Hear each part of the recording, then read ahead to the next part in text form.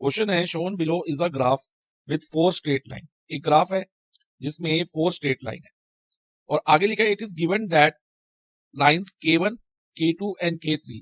जो lines K1 है, K1 देखो बच्चा ये वाली line, then K2 this one and K3 ये वाली। पॉइंटर पे ध्यान देना, तीनों एक पॉइंट पे इंटरसेक्ट करती है, intersect at exactly one point, एक पर्टिकुलर पॉइंट पे इंटरसेक्ट कर रही है।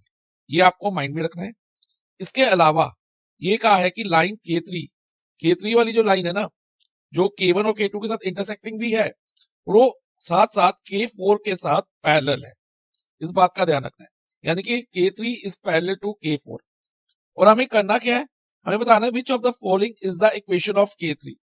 K3 की इक्वेशन क्या रहेगी, ये हमें कंफर्म करना है। इन 4 इक्वेशन में से कौन सी इक्वेशन K3 की है। तो ध्यान से समझना बच्चा। सबसे पहले बच्चा ये ध्यान दो, K3 और K4 पैरेलल है।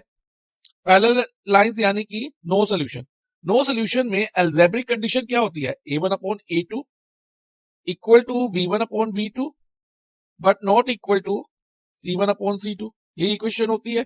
अलजेब्रिक कंडीशन जो है यही रहती है ना बच्चा।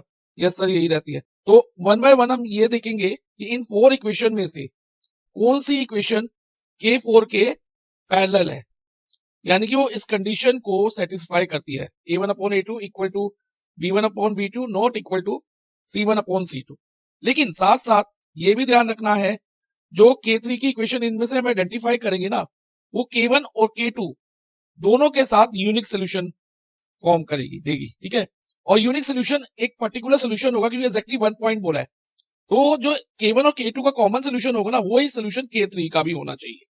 तो पहले हम शॉर्टलिस्ट कर लेते हैं वो लाइन जो K3 और K4 को पैरेलल शो करती है इन 4 लाइन में से। तो उसके लिए हम पहले इस अलजेब्रिक कंडीशन को देखते हैं कि कौन सी इक्वेशन K4 के साथ इस कंडीशन को सेटिस्फाई करती है, नो सोल्यूशन की कंडीशन को। तो पहले हम फर्स्ट इक्वेशन लेते हैं और इसे इक्वेशन 1 मान लेते हैं। Okay fine. और जो K4 वाली इक्वेशन है उसे इक्वेशन 2 ले लेते हैं। अब A1/A2 करें तो A1 क्या होता है बच्चा, x का कोफिशिएंट इन इक्वेशन 1, और वो क्या इधर 1 है, x का कोफिशिएंट 1 है ना, तो 1। और A2 इक्वेशन 2 में x का कोफिशिएंट वो भी 1 ही है, क्योंकि x के आगे कोई नंबर नहीं है तो 1 मानेंगे, तो 1/1। अब देन B1/B2 करके देखो बच्चा, B1 क्या होगा, y का कोफिशिएंट, और वो क्या है इक्वेशन 1 में 1 है, y के आगे कुछ नहीं है तो 1 मानते हैं, तो ये 1 हो जाएगा।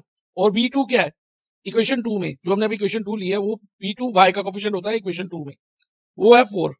तो इसमें तो बच्चा देखो A1/A2 not equal to B1/B2 आ गया। ये तो इक्वल आ ही नहीं, A1/A2 is not equal to B1/B2, तो आगे हमें चेक करने की जरूरत नहीं है। तो एक तरह से ये जो है ना फर्स्ट इक्वेशन वो K3 के साथ यूनिक है, जबकि हमें तो पैरेलल वाली ढूंढनी थी, इंटरसेक्टिंग लाइन वाली हो गई, तो ये हमारा आंसर नहीं रहेगा। ठीक है, अब इसी तरह से बच्चा हम सेकंड वाली इक्वेशन को देखेंगे। अब इस बार इक्वेशन 1 हम सेकंड वाली इक्वेशन को ले लेते हैं, सेकंड ऑप्शन वाली इक्वेशन को, और K4 को इक्वेशन 2 रहने देते हैं। देखो बच्चा इसमें अब 1/1 A1/A2 क्या रहेगा 1/1। आप देख सकते हो x का कोफिशिएंट इन इक्वेशन 1 भी 1 है, और x का कोफिशिएंट इन इक्वेशन 2 वो भी 1 है। अब B1 और B2, B1 क्या है 4, y का कोफिशिएंट इन इक्वेशन 1 और y का कोफिशिएंट इक्वेशन 2 में क्या है 4, यानी कि B2 4 होगा, और ये कट जाएगा 1/1। तो इसमें A1/A2 इक्वल टू B1/B2 तो आ रहा है। तो हम ये भी चेक कर लेते हैं क्या नॉट इक्वल टू C1/C2 है या नहीं है। तो अगर ये चेक करते हैं तो बच्चा ये 5/15, ओके 5/15 आया, तो ये हो गया 1 और 3। तो इसमें देखो ये कंडीशन सेटिस्फाई हो गई, A1/A2 equal to B1/B2 but not equal to C1/C2। अब ध्यान रखना बच्चा, अब पॉसिबिलिटी है कि सेकंड इक्वेशन जो है, सेकंड ऑप्शन वाली इक्वेशन हमारा आंसर हो, ये जो वाली है हमारा आंसर हो, यानी कि K3 की इक्वेशन हो भी सकती है नहीं भी हो सकती। उसके लिए बच्चा हमें ये चेक करना होगा जो K1 और K2 का कॉमन सोल्यूशन है ना, वो इस इक्वेशन में भी कॉमन होना चाहिए, यानी कि इस इक्वेशन को भी वो सेटिस्फाई करना चाहिए।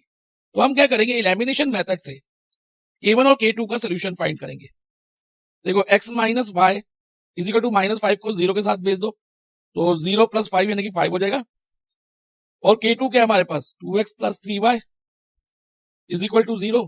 अब क्या करो, जो ये फर्स्ट इक्वेशन है उसको 3 से मल्टीप्लाई कर दो, क्योंकि इधर देखो y का कोफिशिएंट 3 है ना, तो हम y या x के किसी भी एक के कोफिशिएंट को सेम बना सकते हैं लैमिनेशन मेथड से। तो अगर मुझे यहाँ पर y के कोफिशिएंट को 3 बनाना है, क्योंकि सेकंड इक्वेशन में 3 है y का कोफिशिएंट, तो इधर भी 3 बनाना है, तो मैं इक्वेशन 1 को 3 से मल्टीप्लाई करा सकता हूँ।